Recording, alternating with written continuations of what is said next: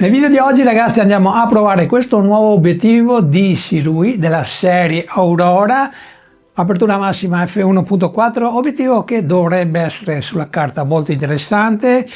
In questo caso, come avete già potuto osservare dalla prima parte di questo backstage, non sto utilizzando i flash, non ho avuto il tempo praticamente di gestire il tutto proprio perché dovevo scattare in velocità, altrimenti Sara sarebbe ovviamente congelata, quindi ho scattato con la luce naturale. Prima parte, in questo caso ho utilizzato l'obiettivo senza utilizzare nessun filtro, la seconda parte adesso andiamo a utilizzare anche il filtro e ovviamente vi racconto come mi sono trovato con questo obiettivo.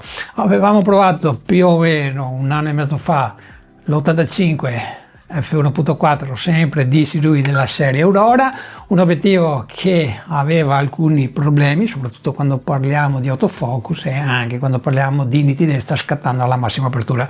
Vediamo oggi se, avendo provato questo obiettivo, le cose sono migliorate oppure no, quindi vediamo se vale la pena acquistare questo obiettivo che è anche decisamente economico con questa apertura.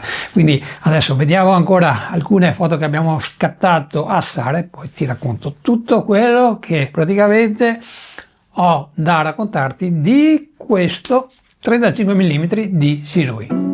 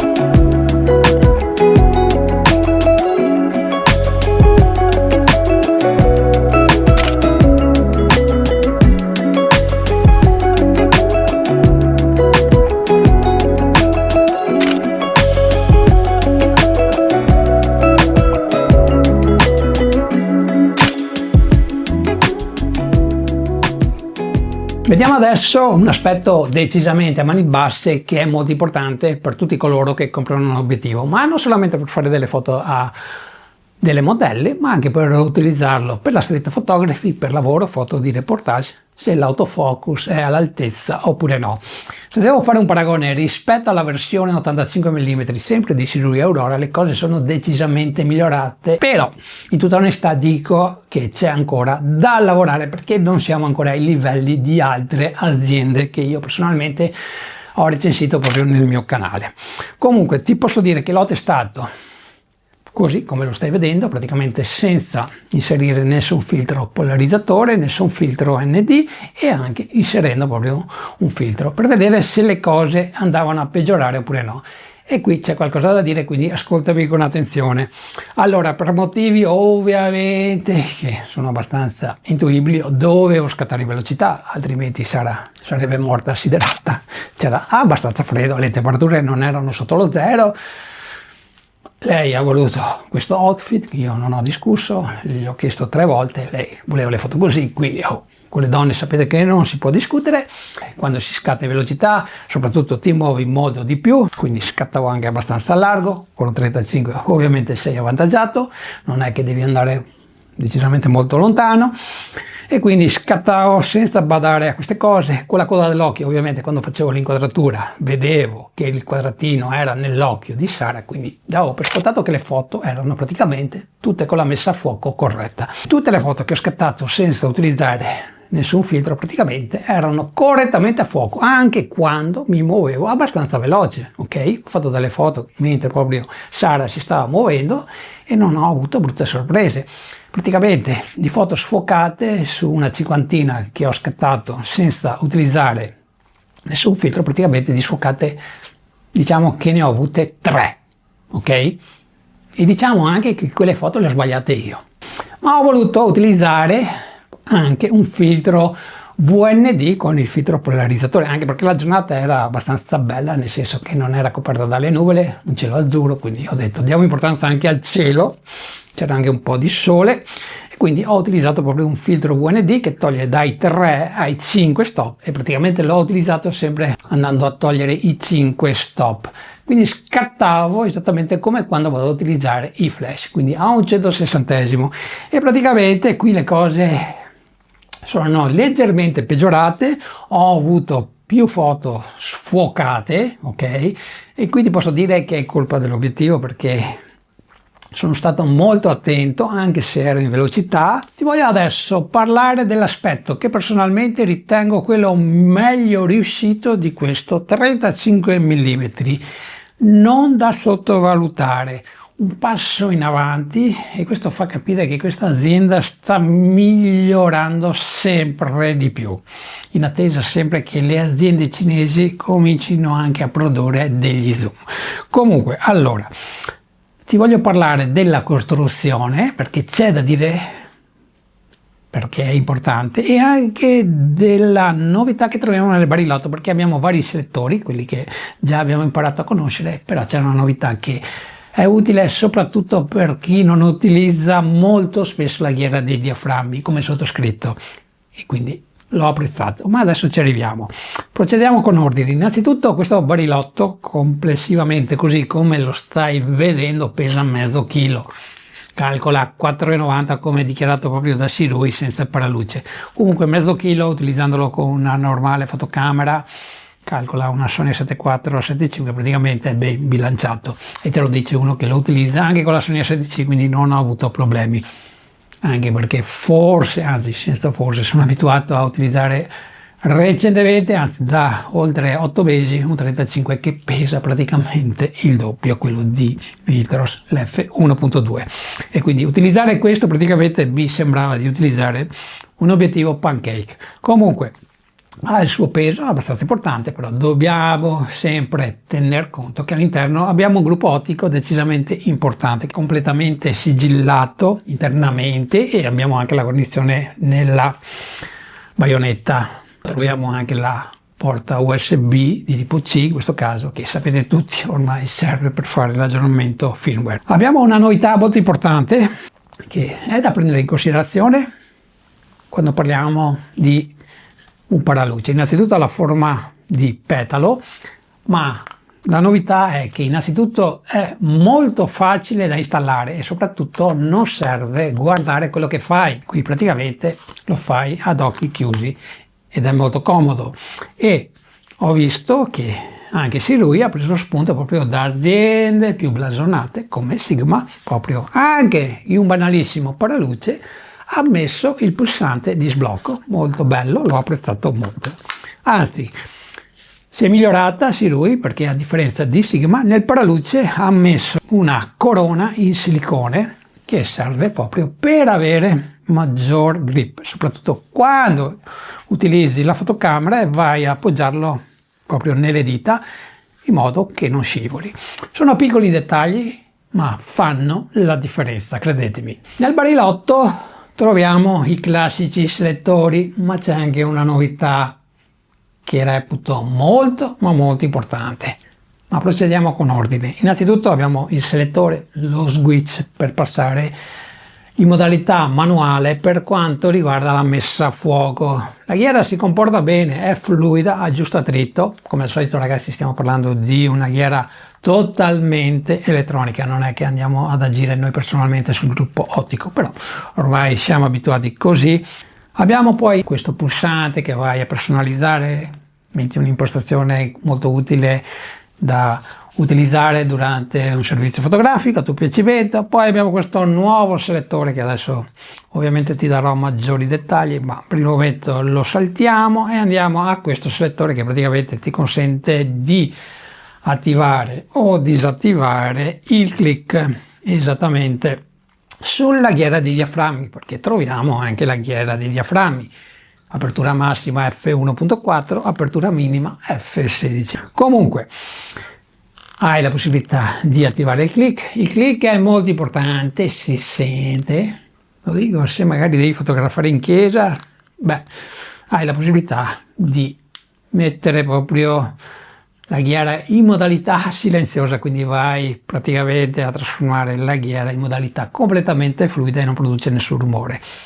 Molto consigliata soprattutto per chi utilizza questo obiettivo per girare dei video, ma anche per i fotografi, proprio per non fare rumore. Ma vediamo proprio la novità che troviamo in questo barilotto: un selettore che ti consente di bloccare meccanicamente proprio la ghiera dei diaframmi, praticamente come troviamo su alcuni obiettivi proprio della serie Art di Sigma. E quando utilizzo questo Sirui 35 praticamente lo vado a inserire, praticamente mettendo esattamente la ghiera dei diaframmi in modalità A, praticamente chiudendo il selettore vai a bloccare la ghiera e non si muove più. Come ho trovato la nitidezza in questo 35 mm e soprattutto è migliorata rispetto all'85 Aurora che ho recensito in precedenza? Beh, diciamo che sotto questo punto di vista Sirui ha fatto dei progressi decisamente importanti. Non siamo ancora ai livelli di lenti premium che io personalmente ho provato, vedi Sigma, vedi Canon, vedi anche la stessa Vitros che io in questo momento vado a utilizzare, cioè sto utilizzando il 35 mm f1.2 della serie Lab, che attualmente è quello che preferisco, però stiamo parlando anche di costi decisamente raddoppiati. Ti posso dire che è migliorato tantissimo.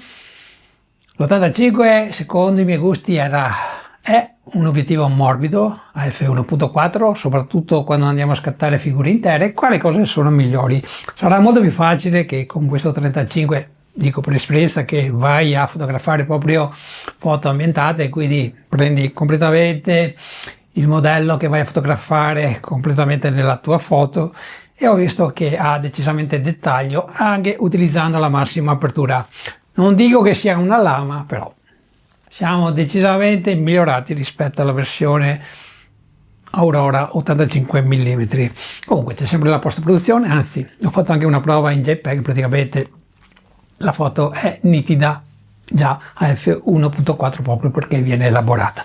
Ok ragazzi, quindi sotto questo punto di vista zero problemi. Comunque se fotografiamo in verticale, se dobbiamo scattare proprio una modella, cosa che farai quasi sicuramente molto di più proprio perché devi mettere le foto nei social e ti viene spontaneo scattare in verticale, quindi avendo la nitidezza f1.4 nella porzione centrale praticamente non avrai problemi se devi proprio fotografare una modella. Poi se scattiamo in orizzontale a f1.4 presta un po' di attenzione quando componi la foto, però che se vai a mettere troppo nella destra o nella sinistra la modella ovviamente andrei a perdere nitidezza. Attualmente nel momento in cui registro questo video non è disponibile un profilo per Lightroom. Sinceramente non credo neppure uscirà, comunque non è un problema, soprattutto poi se andiamo a utilizzare altri software per andare a editare le nostre foto. A f1.4 ragazzi, con qualsiasi 35, anche quelli premium, avrai sempre vignettatura.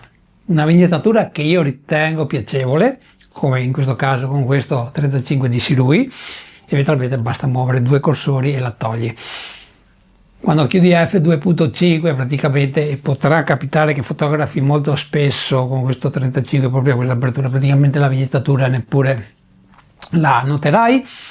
La distorsione, se facciamo i pignoli c'è, è impercettibile se scatti con una modella, se fai foto un po' particolari tipo foto di architettura ovviamente la noterai di più, però anche in questo caso andiamo a correggere velocemente con due cursori in post produzione. Aberrazione cromatica, io personalmente sulle foto che ho scattato io non l'ho riscontrata. E per concludere questo video, che presuppongo sia diventato decisamente lungo, andiamo a superare quasi 20 minuti, spero di no, altrimenti YouTube ha difficoltà a fare il doppiaggio. Allora, Lo dico come al solito con tutta la mia trasparenza, è un obiettivo da prendere in considerazione, certamente sì, dopo dipende da quanto utilizzi un 35 mm e soprattutto dal tuo budget. Cosa molto importante, abbiamo un gruppo ottico decisamente importante, soprattutto se andiamo a confrontarlo con i competitor. Un gruppo ottico composto da 16 elementi in 11 gruppi, proprio per questo pesa. Non è un peso esagerato, però siamo nella norma e secondo me va più che bene. Ok? Questo lo ribadisco. Altra cosa molto importante, abbiamo un diaframma con 13 lamelle, di solito ne troviamo 11 su altri 35 mm f1.4 e avere un diaframma a 13 lamelle ti fa ottenere un bokeh decisamente più interessante. Distanza minima di messa a fuoco, siamo nella normalità, 35 cm. Non è un obiettivo macro, comunque ti puoi avvicinare parecchio anche con un 35 mm, così avere maggiore profondità di campo. L'obiettivo ti arriverà su un classico packaging Sirui, curato decisamente molto bene, e troverai anche in dotazione questa borsa che di solito non siamo abituati a trovare con la concorrenza. Diciamo che proprio Sirui si ispira molto a Sigma. Ok ragazzi, una borsa che può essere decisamente utile, ma sorpresa troverai per chi lo utilizza anche questo filtro UV che io personalmente non vado mai a utilizzare. Ricordo che abbiamo un diametro da 62 e trovi anche questo panno in microfibra che si va a richiudere all'interno di questo sacchettino, quindi lo puoi portare sempre in tasca senza che vada a sporcarsi. Ok ragazzi, in effetti io lo porto sempre con me per pulire i miei occhiali. Concludiamo con il prezzo, anzi prima di dirti il prezzo ti dico che è disponibile non solamente per Sony ma anche per Nikon, Panasonic con attacco L e anche Fuji. Prezzo, allora, attualmente nel momento in cui registro questo video, ma credo che rimarrà praticamente per tutto il 2026, forse ci saranno delle promozioni, insomma, vedi te quando ti potrebbe servire, è di 650 euro, un prezzo abbastanza importante, ma siamo ormai nella normalità anche con gli altri obiettivi cinesi. Ti ricordo che stiamo parlando di un obiettivo che ha un'apertura di f1.4. Calcola che ad esempio il modello di Viltros con apertura f1.2 praticamente costa 1000 euro, quindi c'è una differenza di 350 euro e non a tutti serve ovviamente un obiettivo più luminoso di f1.4. Ok ragazzi, comunque fate due conti, vedete voi. Il prezzo secondo me è abbastanza giusto, anche perché non trovi di meglio proprio attualmente nella concorrenza. Neppure Meiki, che di solito ha i prezzi più vantaggiosi, attualmente ha un 35 f1.4. Ok ragazzi, se avete domande vi aspetto qui sotto nei commenti e vi do appuntamento alla prossima settimana. Ciao, alla prossima.